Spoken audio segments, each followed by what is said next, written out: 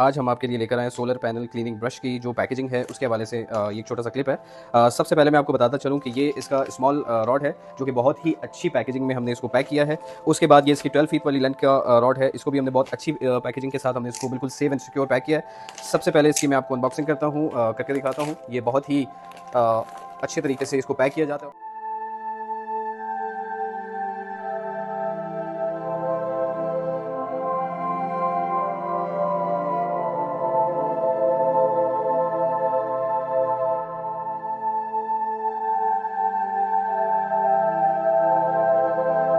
Order करने के लिए हमारा लिंक डिस्क्रिप्शन में है और आप ऑर्डर करें। Thank you.